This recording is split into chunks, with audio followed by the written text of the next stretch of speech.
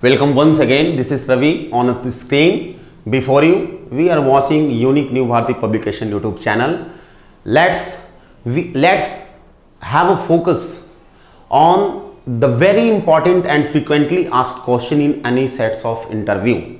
So we are going to discuss today how to tell about ourselves, how to introduce ourselves. We have to mention, we have to look here that when we are going to sit at any kind of interview, then how to interview, how to handle the question which is frequently asked, the first and foremost in any kind of interview, about which we are going to explain, about which we are going to take the idea and the steps, that what kind of steps should we have to apply. Okay, आज हम लोग my dear चर्चा करेंगे कि किसी भी प्रकार के इंटरव्यू में जो सबसे इंपॉर्टेंट और सबसे पहला जो सवाल बनता है वो हमारा सेल्फ का, हमसे जुड़ा हुआ जो सवाल बनता है, हमें ऐसे क्वेश्चन को, the first and the foremost question in any kind of interview, how to tackle, how to handle, कैसे हैंडल करना चाहिए, कैसे टैकल करना चाहिए. तो आइए माय डियर, किसी भी इंटरव्यू का जो इंटरव्यूअर जो हमसे जो सवाल पूछता है वो सबसे पहला जो सवाल होता है, that kindly let me know yourself, कृपया करके मुझे आप अपना सेल्फ बताइए. इंट्रोड्यूस योर सेल्फ, अपना सेल्फ को इंट्रोड्यूस कीजिए. या इसी को पूछ सकता है व्हाट्स योर इंट्रोडक्शन, आपकी इंट्रोडक्शन क्या है. या आपको से पूछ सकता है कि may you tell yourself please, क्या आप अपना सेल्फ बता सकते हैं. या ऐसे भी इसको मतलब सेल्फ को पूछने का भिन्न भिन्न तरह का एक्सप्लेनेशन हो सकता है, भिन्न भिन्न तरीके से सेल्फ को आपसे पूछा जा सकता है. पूछा जा सकता है आपको, would you like to introduce yourself please, क्या आप अपना सेल्फ इंट्रोड्यूस करना चाहेंगे. ये भी बोला जा सकता है इंट्रोड्यूस योर इंट्रोडक्शन, अपना इंट्रोडक्शन इंट्रोड्यूस कीजिए. Late me know your introduction, ऐसे बोला जा सकता है. तो भिन्न भिन्न तरह से सवाल पूछा जा सकता है. माय डियर, ध्यान रहे कि सबसे पहले जब हम इंट्रोड्यूस करना शुरू करते हैं, before starting our introduction we have to think a good step, that on what step we have to follow through going to speaking during our introduction. अपने इंट्रोडक्शन को बोलने के दरमियान हम लोग को कौन सा स्टेप अप्लाई करना है, इसको ध्यान रखना है. The first step is to speak our name. सबसे पहले जो स्टेप अप्लाई करना है वो है हमारा नाम बताना. जिस तरीके से हमारा यहाँ पे स्टेप लिखा हुआ है इसी हिसाब से हम लोग को बताना है. सेकेंड में ओरिजिन, थर्ड में प्लेस, फोर्थ नंबर पे एजुकेशनल क्वालिफिकेशन, फिफ्थ नंबर पे वर्क एक्सपीरियंस, अपना काम का एक्सपीरियंस, और सिक्स्थ नंबर पे हॉबी, और लास्ट में अपना गुडनेस बताना चाहिए. ध्यान रहे हम लोगों को जब हम अपने आप को इंट्रोड्यूस कर रहे हैं तो हमारा सीक्वेंस यही होना चाहिए. सीक्वेंस ऊपर नीचे करने से आपकी रिप्रेजेंटेशन जो है लूज करती है. तो माय डियर, नेम को बताने के लिए हम डिफरेंट टाइप का स्टाइल का सेंटेंस अप्लाई कर सकते हैं, परंतु कौन सा सेंटेंस एक इंटरव्यू के दृष्टिकोण से ज्यादा बेहतर होता है, किस प्रकार का सेंटेंस इंटरव्यू में, किस प्रकार का सेंटेंस अपने आप को इंट्रोड्यूस करते समय अप्लाई करना चाहिए, कैसा सेंटेंस अप्लाई नहीं करना चाहिए, इसका भी ध्यान रखने की जरूरत है. ध्यान रखें, नेम को आप बोल सकते हैं I am Ravi Kumar, this is Ravi Kumar, my name is Ravi Kumar, people say me Kumar Ravi, people say me Ravi Kumar, myself Ravi भी लोग बोलते हैं. और सिचुएशन को क्रिएट करके भी बोला जा सकता है, जैसे बाय द वे स्टैंडिंग और sitting before you is Ravi. मतलब शायद जो आपके समक्ष जो खड़ा है या बैठा हुआ है, जो भी सिचुएशन है, उस सिचुएशन में बोला जाता है कि वो रवि है. परंतु ध्यान दिया जाए माय डियर कि कहीं किसी प्रकार का फॉर्मल आप इंटरव्यू फेस करने गए हैं, इंटरव्यू में गए हैं, तो मूलतः जो बोला जाता है, जो यूज करना चाहिए, जो सबसे फॉर्मल जो लैंग्वेज है इसमें, वो है my name is Ravi Kumar और I am Ravi Kumar, this is Ravi Kumar use करना चाहिए उस जगह पे. ये ऐसा नहीं है कि ये सेंटेंस गलत है, सेंटेंस हमारा टोटली सही है, परंतु यह ध्यान रहे कि कोई इंटरव्यू में इन्हीं दो सेंटेंस का इस्तेमाल करना चाहिए. This is Ravi Kumar informal है. आप कहीं किसी मीडिया के जरिए, कहीं फोन पे, कहीं डिस्प्ले पे, कहीं किसी दूसरे यूनिट पे आप किसी से कम्युनिकेट हो रहे हैं, तो वैसे कम्युनिकेशन का आपका यदि माध्यम है और अपने आप को इंट्रोड्यूस कर रहे हैं, तो वैसे आप बोल सकते हैं दिस इज रवि कुमार. जैसे मैं आप लोगों से इंट्रोड्यूस हो रहा हूं तो मैं बोलता हूं hello guys, this is Ravi on the screen before you. आपके सामने रवि है, तो यहां पे मैं आपसे जो कम्युनिकेट हो रहा हूं, अपने आप को इंट्रोड्यूस कर रहा हूं, ये एक मीडिया है, एक via means of communication, display हो रहा है, इस डिस्प्ले के जरिए मैं आपके समक्ष हूं, मैं आपके सामने फेस टू फेस नहीं हूं, तो ऐसे केस में आप दिस इज रवि कुमार इस लैंग्वेज का इस्तेमाल कर सकते हैं। लेकिन जब फेस टू फेस हैं तो वैसे केस में my name is Ravi Kumar या आम रवि कुमार ही बोल सकते हैं। नेक्स्ट जो लैंग्वेज है people say me Ravi Kumar, my dear ये जो है फॉर्मल लैंग्वेज नहीं है, इनफॉर्मल लैंग्वेज है। आप अपने दोस्तों के बीच में ऐसा बोल सकते हैं जैसे आप किसी मूवी में बोलते हुए सुने होंगे, जैसे अमिताभ बच्चन यदि कहीं कोई रूम में बैठा हुआ है, किसी विलेन का एंट्री होता है और विलेन पूछता है हेलो तुम कौन हो, तब अमिताभ बच्चन बोलता है लोग मुझे अमिताभ बच्चन कहते हैं। तो इस तरह का जो लैंग्वेज जो अप्लाइड होता है वो इनफॉर्मली यूज होता है। फॉर्मल किसी ऑफिशियल जगह पे ऑफिस में हम ऐसा लैंग्वेज इस्तेमाल नहीं करते हैं, नहीं बोलते हैं।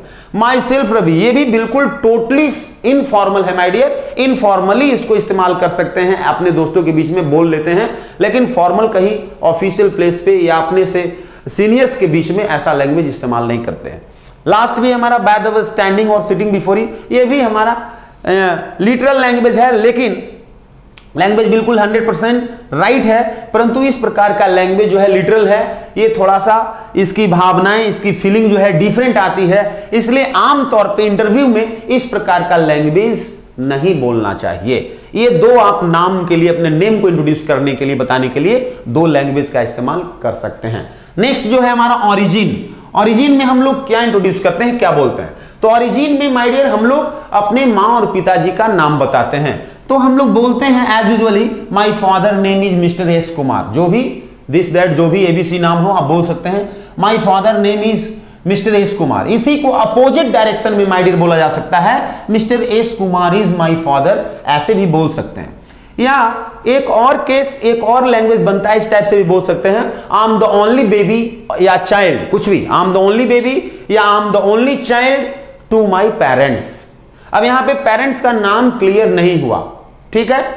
नेक्स्ट इस तरह से भी बोला जाता है आई एम सन या डाउटर ऑफ, सन ऑफ या daughter of S Kumar and Vimal Sinha, मतलब यहां हमारे फादर और मॉम दोनों का ही यहां चर्चा हो गया। तो किसी अपना कोई व्यक्ति जो है अपने फादर अपने मॉम अपने मदर दोनों का ही चर्चा इस तरीके से इस लैंग्वेज से कर सकता है। ज्यादातर जो यूज होता है ये लैंग्वेज ज्यादातर यूज होता है या ये लैंग्वेज ज्यादातर यूज होता है, दो लैंग्वेज इंटरव्यू में ज्यादातर यूजफुल है और ज्यादा यूज होता है।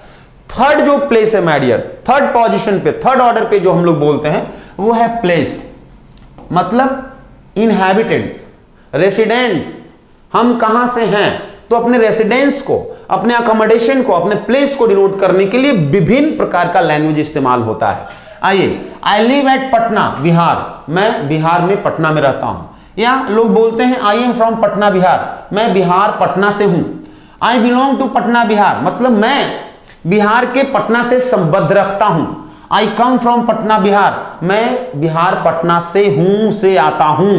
आई ड्वेल इन पटना बिहार, इसका अभिप्राय भी हुआ मैं पटना बिहार से हूं।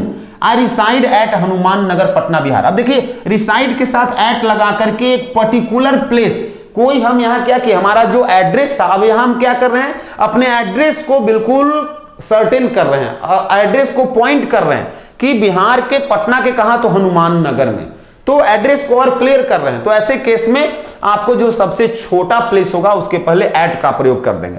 एट हनुमान नगर पटना बिहार डाल सकते हैं, या एट हनुमान नगर पटना इन बिहार, आप लास्ट में इन डाल सकते हैं। बिग प्लेस के लिए हमें पता है इन लगेगा और छोटे प्लेस के लिए एट लगा देंगे। रिसाइड शब्द का भी प्रयोग कर सकते हैं, या आप बोल सकते हैं आई रिसाइड फ्रॉम बिहार, डायरेक्ट आप बोल सकते हैं आई रिसाइड फ्रॉम बिहार, मैं बिहार से संबंध रखता हूं, मैं बिहार से आता हूं, मैं बिहार में रहता हूं।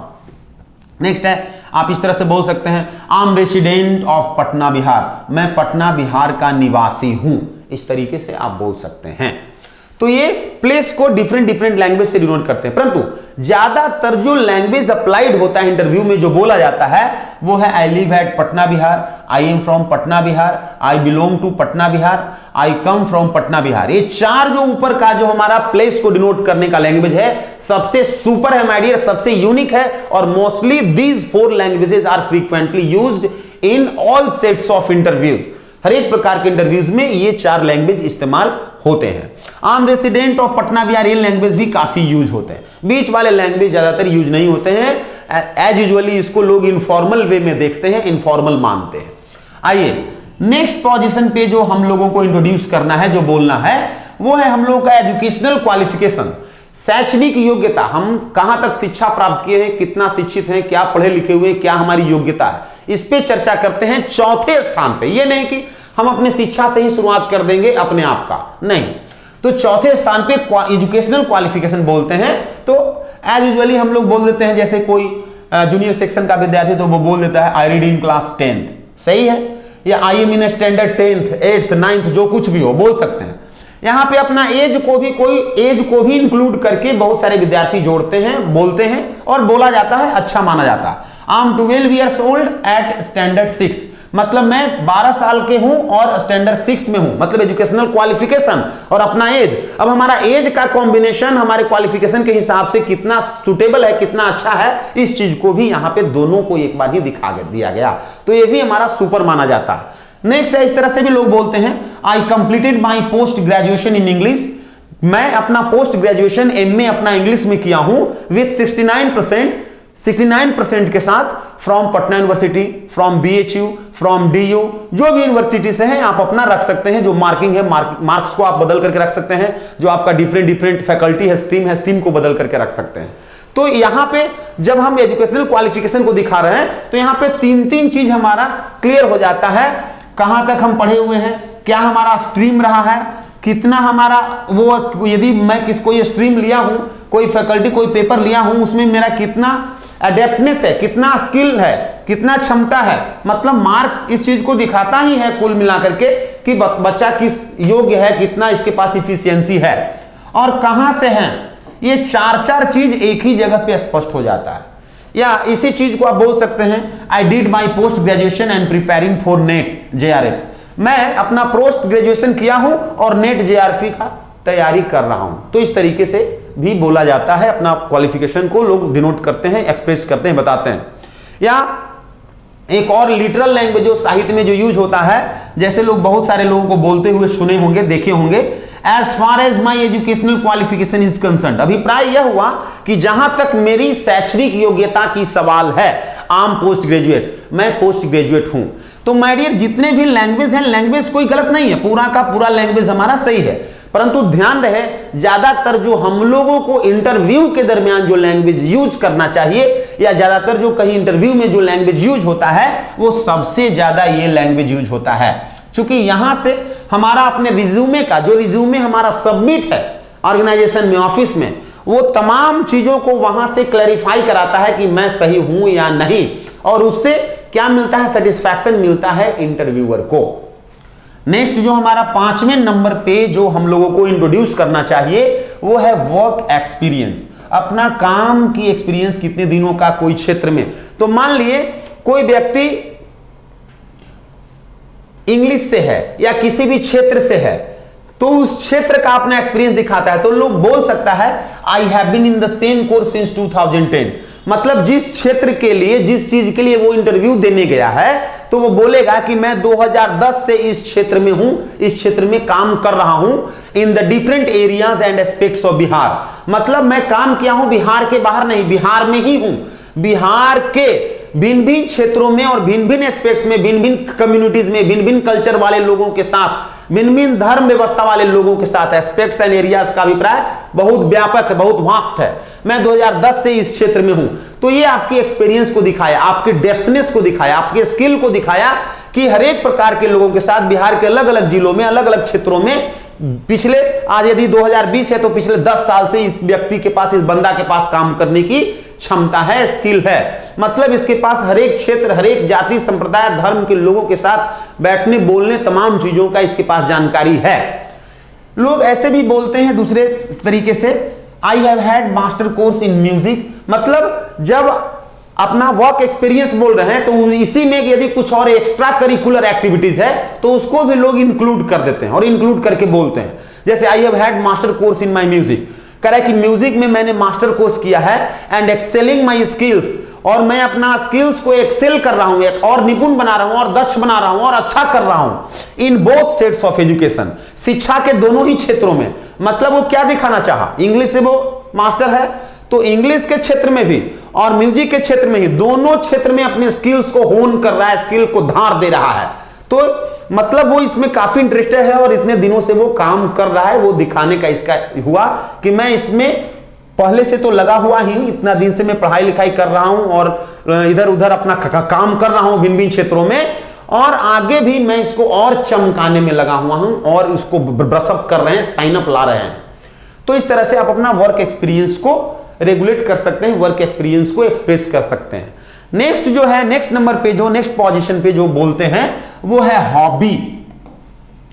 तो हॉबी, बहुत सारे लोग इंटरव्यू में हॉबी बोलते भी हैं, नहीं भी बोलते हैं। आप नहीं भी बोलते हैं, एजुकेशनल क्वालिफिकेशन और वर्क एक्सपीरियंस बोल करके वहां के बाद ही यदि बोल देते हैं थैंक्स, तो आपका तो भी सही है। यदि हॉबीज आप बोलते भी हैं तो भी गलत नहीं है, बोल भी सकते हैं।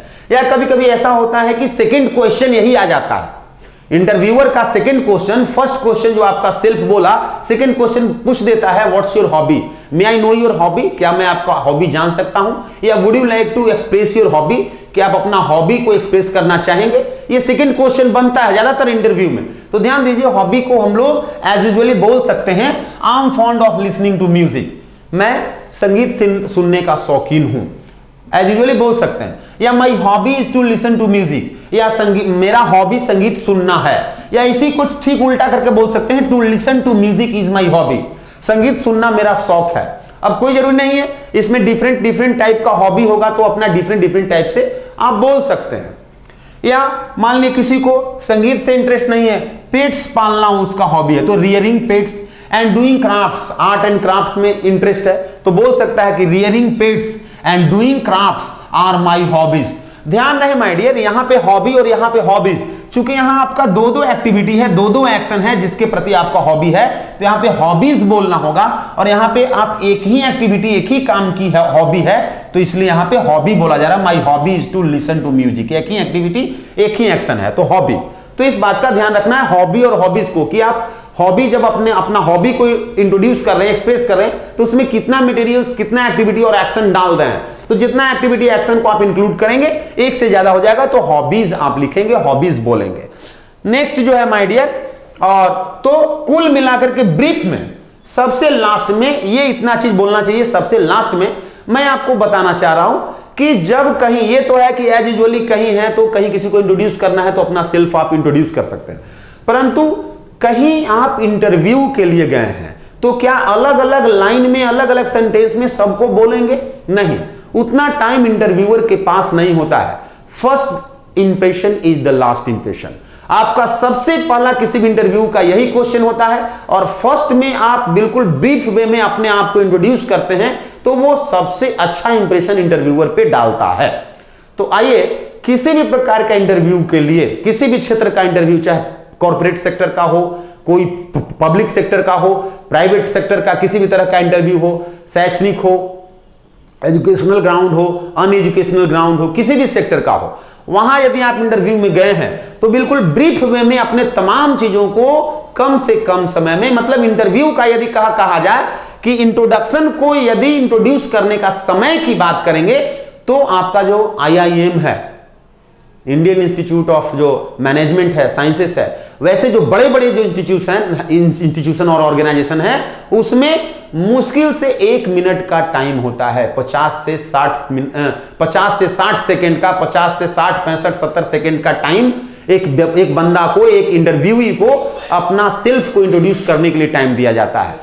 तो अब अलग अलग हम सेंटेंस बोलना शुरू करेंगे हर स्टेप पे, तो हो सकता है कि ज्यादा टाइमिंग लगे, तो इंटरव्यूअर उतना देर आपका वेट नहीं करेगा आपकी इंट्रोडक्शन को सुनने के लिए। तो ध्यान दीजिए, आप शॉर्ट में स्पष्ट तमाम चीजों को चर्चा करते हुए शॉर्ट में खूब अच्छा से बता सकते हैं। आप बोल सकते हैं, देखिए उन तमाम चीजों को शॉर्ट में यहां किया हुआ, मात्र 5 से 6 लाइन में आपका सारा चीज यहां स्पष्ट हो जा रहा है। आप बोलेंगे, I am Ravi Kumar, son of S Kumar and Vimal Sinha from Patna, Bihar. My dear, first line जो है हमारा, फर्स्ट सेंटेंस जो शुरू होकर के यहां से स्टार्ट होकर के और यहां हमारा लास्ट कर गया, ये हमारा 3 चीज को स्पष्ट कर रहा है एक line.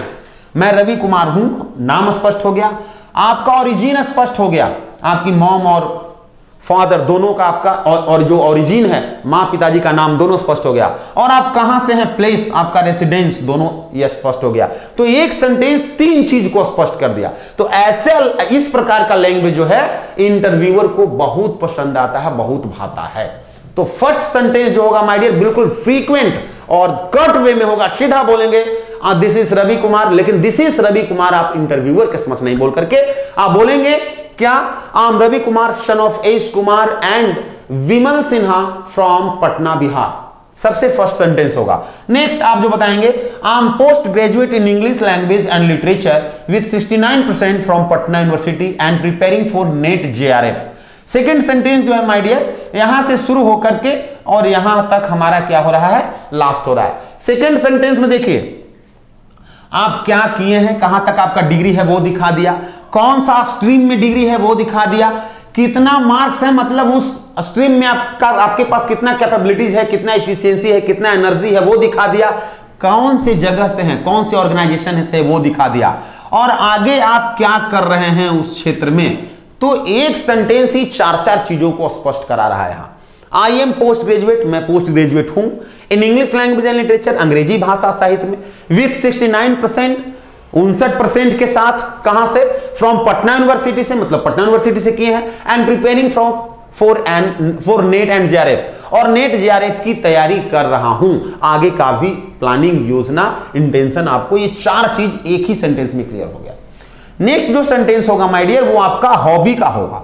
Rearing pets and creating techniques of learning are my hobbies. ये जो माय डियर हमारा जो इंट्रोडक्शन जो रेडी किया हुआ है, इंट्रोडक्शन जो बनाया हुआ है एजुकेशनल पर्पस से, मतलब किसी इंस्टीट्यूशन में, किसी ऑर्गेनाइजेशन में कोई व्यक्ति इंटरव्यू देने के लिए जा रहा है, बीइंग अ टीचर, एक शिक्षक के नाते, और शिक्षक के लिए, एक प्रोफेसर के लिए, तो उसके परिप्रेक्ष्य में ये आपका इंट्रोडक्शन बनाया हुआ है।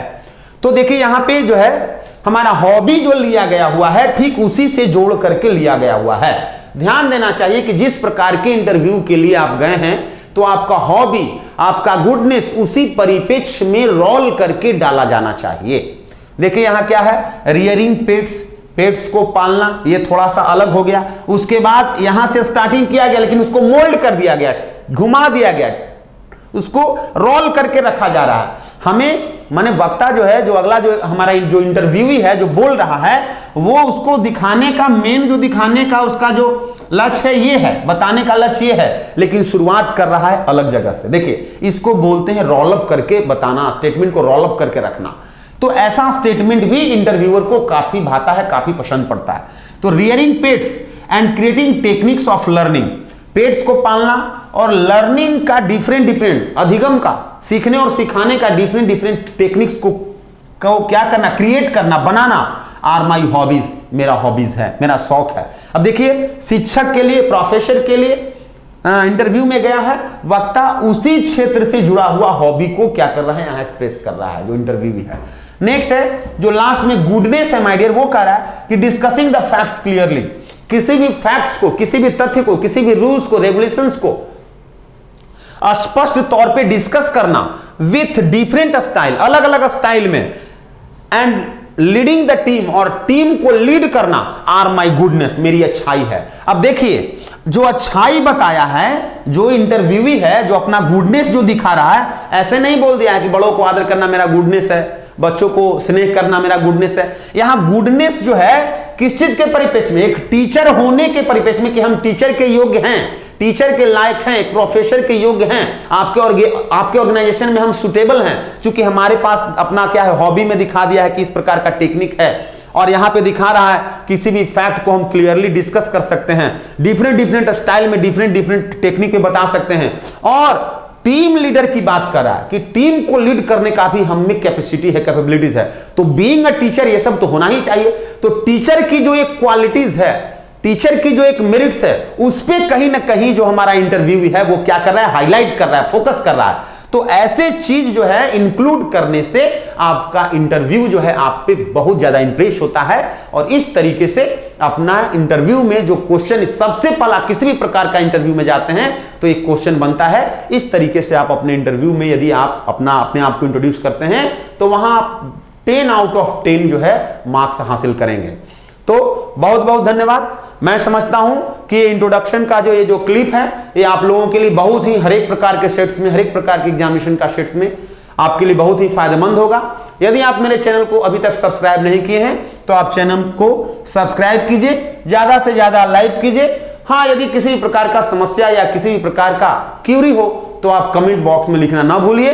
यदि अच्छा लगा हो मेरा वीडियो तो ज्यादा से ज्यादा लोगों तक शेयर कीजिए और हमारे टेलीग्राम चैनल से जुड़कर भिन्न भिन्न चीजों पे आप डिस्कशन ले सकते हैं। बहुत बहुत धन्यवाद।